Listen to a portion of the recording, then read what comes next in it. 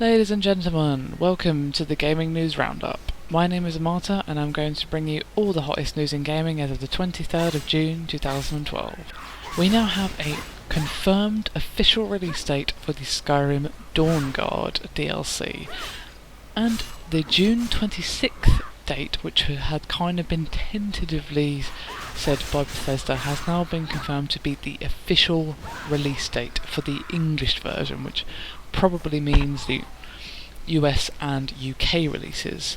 Unfortunately, there's no date for the rest of the EU, so the French, Italian, German, Spanish speaking versions will be released mid-July. That's all that's been said at the moment, unfortunately.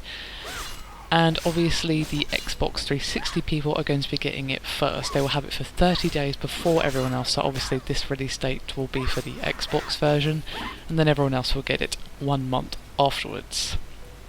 Now, in case you missed out on the price of this particular DLC, it will be 1600 Microsoft points, or about £13.71. I don't know how much that is in dollars, I'm very sorry about that.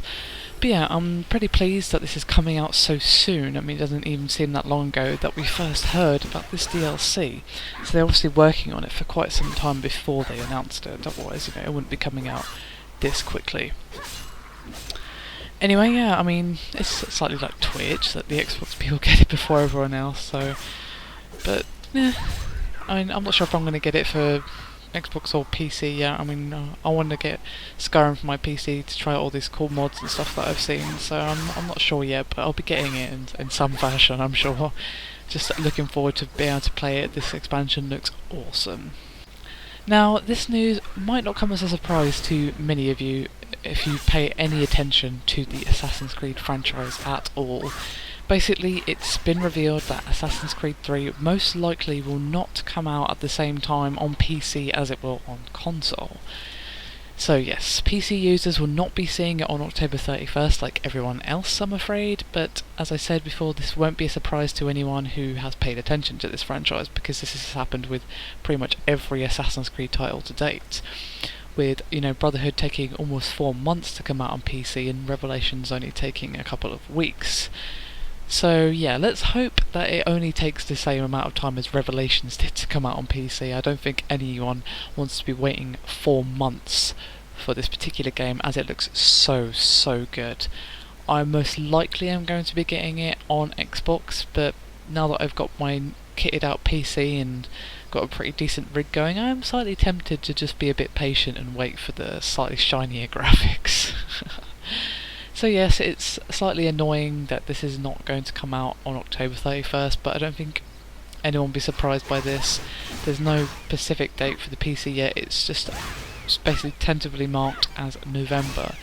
So hopefully we'll at least get it before Christmas. It also looks like the Tomb Raider developer Crystal Dynamics have started to work on a third-person action game of a new IP. Now this news has come to us through the studio posting a job ad for a senior engineer who apparently will work on a cutting-edge original IP for future platforms.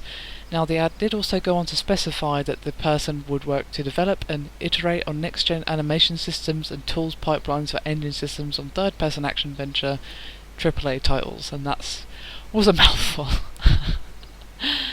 And what's interesting though is that since game trailers ran this original story, some parts of this ad have actually been changed and edited, cutting out all the mentions of future platforms or the next-gen consoles.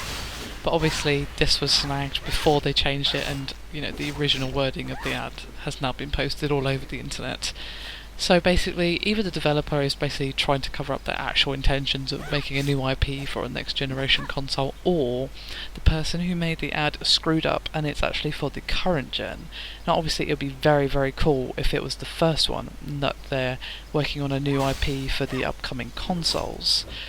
Personally, I think that it would most likely be that one, because we're most likely going to be seeing a new console within the next couple of years. Obviously, we've got the Wii U and the Xbox 720 most likely coming out within the next couple of years, so considering how long games take to make, especially when you're dealing with a new IP, I would imagine that they're doing it with the next generation in mind, considering that by the time it comes out, that will most likely be the current console. So yeah, hopefully it is the former, but you know, there is a chance that the person who posted the ad just screwed up and they're actually just making a new IP for 360 or PS3, which would still be cool. Don't get me wrong, but it would obviously be a lot cooler if they're doing it for the next gen. And finally, we have some Need for Speed news for you racing game fans out there, and it's that Criterion will be taking control of the entire Need for Speed franchise. Now, anyone who is interested in these series or racing games in general will probably know that a lot of developers have taken the reins of Need for Speed games over the years, but it looks like Criterion will be mostly involved with all of them, and that's how it's worded in this particular ad.